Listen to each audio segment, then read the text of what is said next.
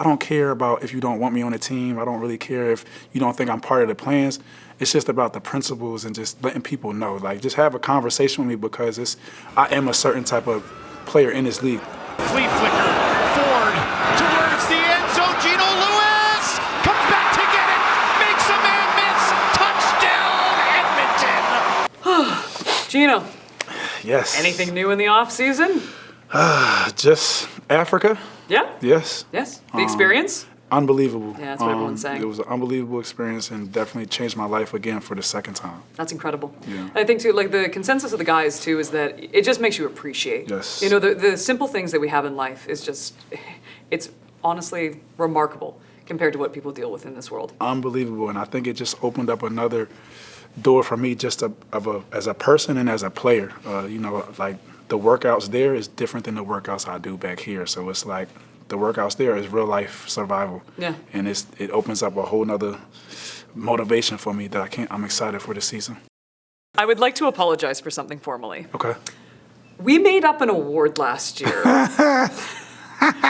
You're right. I heard about this. It was myself personally. Okay. And one Bo Levi Mitchell. Okay. And you won, but after consideration, we thought it'd be funny if Bo came up, not knowing that, you know, he didn't win, and we said your name. But then something in translation was lost. I didn't win. Is there a backup award? Oh, I am the best backup in the league. Oh, okay, I'm sorry. I apologize. And I feel like I owe you an apology because I would have voted you comeback player of the year. That's okay. Are we good on this? We're great. Yes. No, you know, my thing was I had people calling me and texting me, like 10, 15 people. They're like, wait, you won? I said, I don't know what y'all are talking about. I have no idea. So, but yeah. We've decided that we acted it too well. Yes, it was too good. It was. It was too good. Y'all did too good. Nobody got the joke.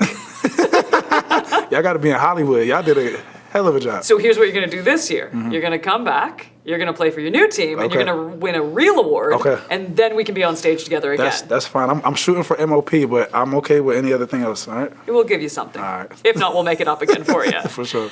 So let's talk about what went down here. So obviously you're no longer with Edmonton. Yes. And I mean, it was huge in the media and we can't ignore it. Yep. The fact that I think it was bad blood between you and Ed Hervey of what went down and that you hadn't spoken to him. And he said the same. The superstar comment came out. Mm-hmm. Can you give us some insight into the thought process of not wanting him in Edmonton? I don't know any superstar players in the CFL.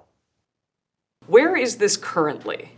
I mean, currently, personally, I'm getting ready for the season. You know, that stuff is what it is, and like I said before, it's kind of like I'm not gonna argue with somebody I never, you know, talked to before. But it's not even about. I don't care about if you don't want me on the team. I don't really care if you don't think I'm part of the plans. It's just about the principles and just letting people know. Like, just have a conversation with me because I am a certain type of player in this league. Whether it's a superstar, a star, or all-star, I'm some type of star in this league, however you want to put it. So it's like, when it comes to certain people, and especially for me, I'm just all about communication, and that's it. But I would never try to make it seem like the CFL has no superstars. I think that's very, very demeaning to say. Just all the players that I've seen come up, all the guys that I looked up to, and the guys that's in the game now. So I just think that's a really, really hard statement just for as a player. So you do believe there are superstars in this league? 100%, I do. When you think about of your time in Edmonton, Yeah. how would you define your time there?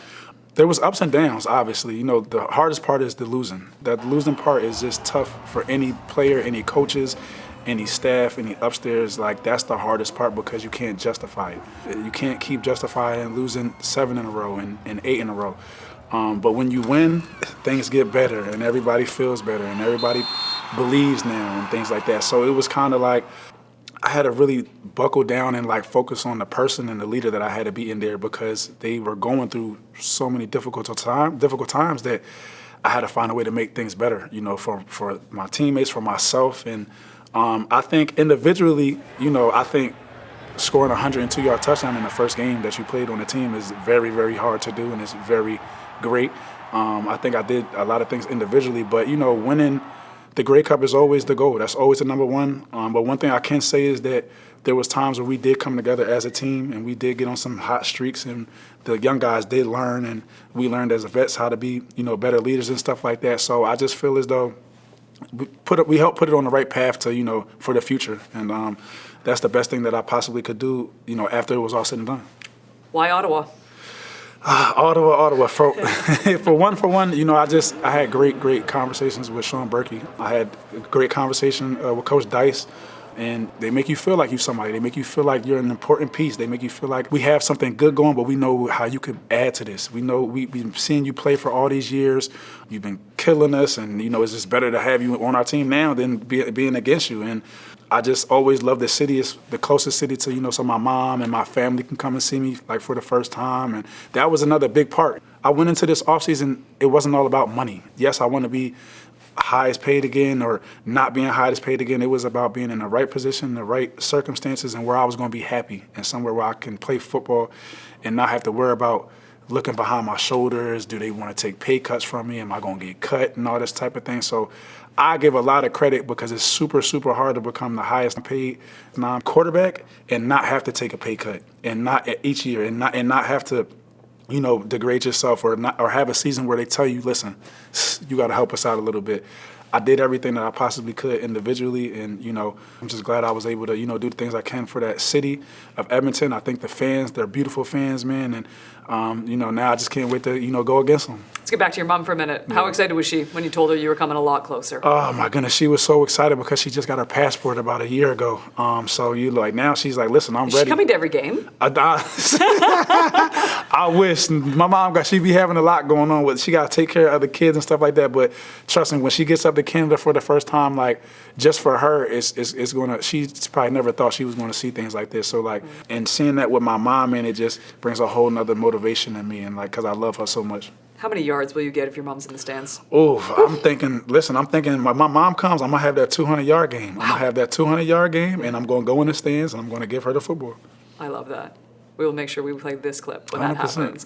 The familiarity of someone like Darius Pickett, William Stanback, Matthew Schultz, all your former teammates, knowing that you're going back with those guys, what does that mean? That's everything. I would say that was probably the hardest thing in Edmonton was I didn't have a lot of teammates from before. It was just kind of new. But being with Stanback, we came up together, you know what I mean? And Schultz, we all came up together, and we went through a lot of stuff when we were in Montreal. So now where we are now and being in Ottawa now and, the mental capacity that we have now and physically where we're at now and, just slowing the game down because we've seen so much in the game. It's so good to have people around that you can talk to, that you can speak to, that actually understand, what you mean. And they're also able to break it down to the other younger guys that's going to understand. So it's just good, man, just to be around people that you're comfortable with, that and that got your back all the time.